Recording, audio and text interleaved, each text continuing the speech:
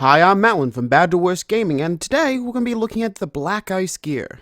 Now in the PTR, I've been asked a lot about the Black Ice gear. I think right now there's a little bit of confusion. Some people think that you're going to immediately become weak one day after you build your gear. Some people think that you're going to be useless. There's a lot of misconceptions flying with it. To acquire your first set of Black Ice gear, you're going to talk to Urgus Battlehammer. And of course, the Black Ice Forge. If you've done the intro quest line, you know where he is. It's going to cost somewhere between 6,000 to 9,000 Black Ice for each piece of Black Ice gear. In total, it cost me 31,000 Black Ice to get my full gear. If you use just the mass raw ice processing, you can earn about 3,000 refined Black Ice a day. And from quests, once you unlock both areas, you can earn about 1,000 from quests. Once a week, you can go to Big Grin's Tomb and earn 1,200 Black Ice. And it looks like once a week, you can go to Hammerstone Queen and get 1,900 Black Ice. This means with a little bit of diligence, you earn about 30,000 Black Ice a week, which in a week and a day or so, is enough to buy your full Black Ice gear. Now, once you have your Black Ice gear and unlock Tier 2 of your Black Ice Shaping Profession, you can turn this gear into either corrupted or purified versions of itself. This starts at 9,000 refined Black Ice, which is steep, but you have the chance of getting some of it back. It has never happened for me. I don't expect it. The upgraded gear now belongs in a tiered system, between 1 and 3 where you start at Tier 2. As you're in combat only, so it's not going to degrade if you're offline, if you're just sitting around talking with your friends or anything, in combat. It's going to slowly start eating into its Black Ice reserves. If it goes past its threshold point, it drops down to a Tier 1 Black Ice gear. Now, this is not the original vanilla gear, it's just a lower grade version. You lose about 40-50 stat points, not a big deal. If you put enough Black Ice into it, you can upgrade it to Tier 3, which, 30-40 points per category. You're getting another 200 points.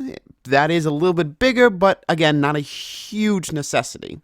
From what I've been able to ascertain, it never breaks completely, so you never have to go through the full process of remaking your gear. While talking to some of the people who've been playing a little bit longer than I, even with 4 pieces of the gear, playing constantly, every 2 days you need about 2k worth of Black Ice. And remember beforehand, every day you should be earning about 4,000. Not a huge dent into your economy. On the other hand, you can make Black Ice enchantments. These are the corrupted and purified items. They're fantastic. I've seen huge jumps in my attack power while using them.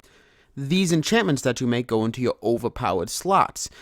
They, however, cannot be fixed with Black Ice. Instead, in 8 hours of combat time, they're going to disappear and you'll have to remake them.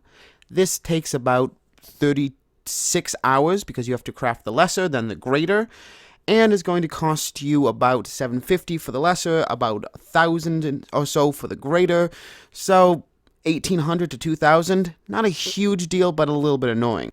To unlock Black Ice Shaping Level 2, you're going to have to grind rep, which means doing your dailies. It's going to take a while to do it, so you should build up your Black Ice reserve during that time frame. To reach Black Ice Shaping Level 3, you have to have 350 of the reputation, which you get 10 a day, so 35 days, give or take.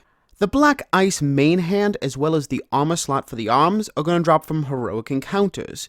We've seen them drop from the 6-man levels, as well as the 10-man levels, and the loot system isn't clear about any of it at all. The big thing is, you're going to need the arms upgraded to the level 2 corrupted purified level to get into Kessel's Retreat. It's a gear requirement. Do the higher level heroics, and best of luck, I guess? And that right there is your kind of beginner's guide to the Black Ice on the test realm. It might change by the time live goes out. We've got 2 weeks, but I don't see any major changes occurring. If you have any more information about the Black Ice gear, have feedback, positive or negative, about my review, or would just like to see something in the PTR, leave me a message in the comments section, and stay subscribed to keep up to date with our PTR review of Icewind Dale. This is Mattlin, signing off.